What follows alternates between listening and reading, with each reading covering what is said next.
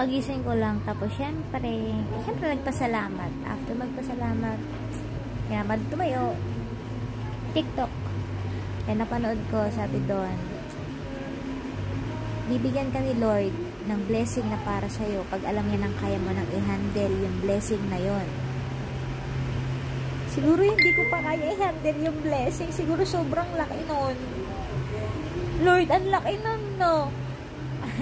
Thank you so much. Paano ba maging ready? Feeling ko ready naman na ako eh. Pero sobrang laki ba nun? Bakit hindi mo magbibigay? Siguro ang laki nun. Thank you so much talaga kahit wala pa. At saka sabi nga daw, kapag oops, nag-aaway. Nag-aaway dito. Ay, sus. So, anyway, sabi, diba, paghihingi ka kay Lord, or pag mag-pray ka kay Lord, mag-wish ka, kung birthday mo, may wish ka, or magdadasal ka, meron kang gustong mangyari, may gusto kang hingin, huwag kang matatakot, or huwag kang mahihiyang hingin yung talagang gusto mo, kahit pa napaka-imposible yan. Kasi sino bang hinihingian mo? Ha? Ano bang akala mo? Si Lord yun, oh. Kaya Lord, tayo po ako ng bahay. Simple lang po. Simpleng bahay lang po. Okay na po sa akin. Yung simpleng bahay. Yung kasya lang kaming lahat. May pwesto si Ichiro. Tapos kasya yung mga 7 kong pusa.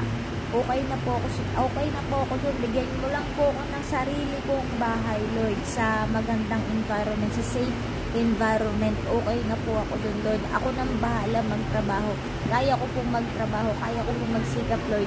Bahay po, Lord, yung kailangan ko. Bahay lang po, Lord, kasi ever since I was a child, lagi akong nakitira.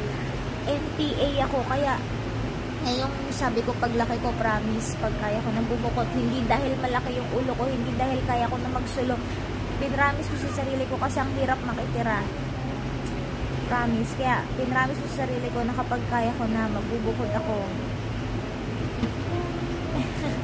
Nagbubukod ako, hindi dahil selfish ako, hindi dahil nagbago ako, hindi dahil malaki yung ulo ko. Pinramis ko kasi ang hirap makitira. So, ang sarap ng may peace of mind ka, ang sarap ng may sarili kang, alam mo yun, kung anong gusto mong gawin, kaya mong gawin, dahil basta yun. So, yun, Lord, bahay po. Bahay lang po, Lord.